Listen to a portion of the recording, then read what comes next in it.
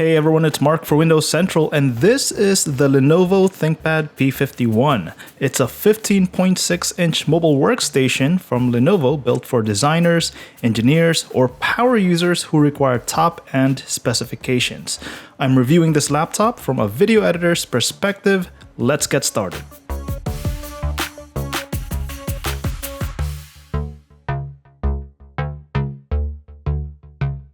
The Lenovo ThinkPad P51 is an expensive laptop, but it's not flashy at all. It's covered in a black glass fiber reinforced plastic with aluminum magnesium at the bottom.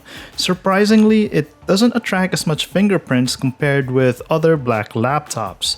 Workstations are expected to last long, and the ThinkPad P51 is no different. It passes military certification tests for vibrations, bumps, humidity, high altitude, extreme temperatures, and more. I usually take good care of all my devices, but it's good to know that the ThinkPad P51 is more durable than most devices. This review unit has a 15.6-inch 4K UHD non-touch anti-glare display, which looks great for creating and consuming content.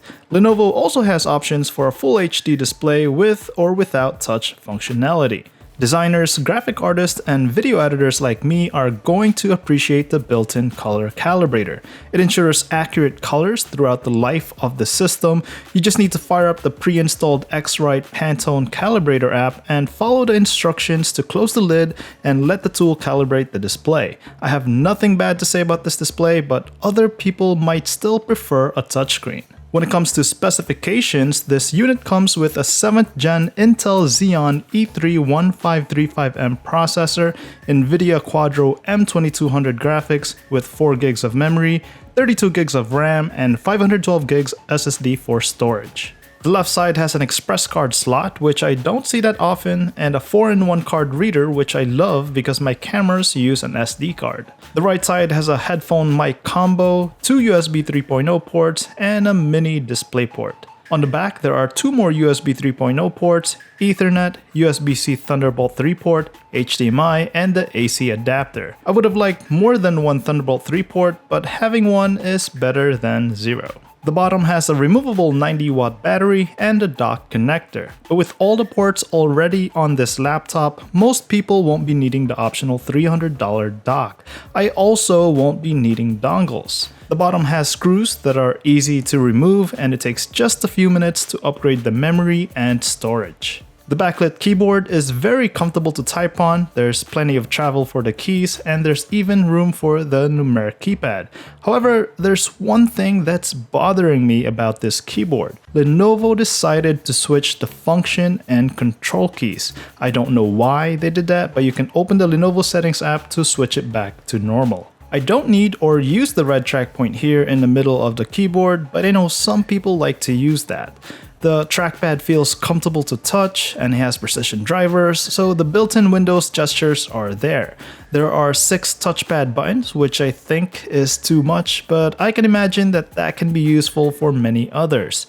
I'd rather have a bigger touchpad though than having more buttons. There are dual front-facing speakers in between the display and keyboard. They're loud and sound fine. You could also optimize them for movies, music, gaming, or voice using the Lenovo settings app. Below the arrow keys is the fingerprint reader for Windows Hello. They work as expected, and many people will be glad to have it to sign into the laptop or authenticate apps. Windows 10 Pro is included, and Lenovo did not include unnecessary bloatware, which I appreciate a lot. There's a companion app for checking firmware and driver updates, and a settings app to tinker with several aspects of the laptop. For example, you can optimize the fans for high performance or quiet mode. You could also adjust the camera's contrast and brightness, and even swap the function and control keys if you prefer the lower left key as the control key instead of the function key. When it comes to everyday tasks, the ThinkPad P51 just breezes through. There are no performance issues when switching between multiple apps or watching 4K videos. We can thank the Intel Xeon processor and the 32 gigs of RAM for that.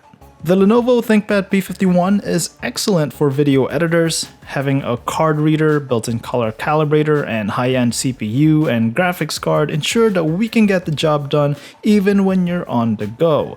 Scrubbing and playing back 4K videos on the timeline is also buttery smooth, and exporting a sample 3-minute 4K video with color-corrected clips take about 8 minutes.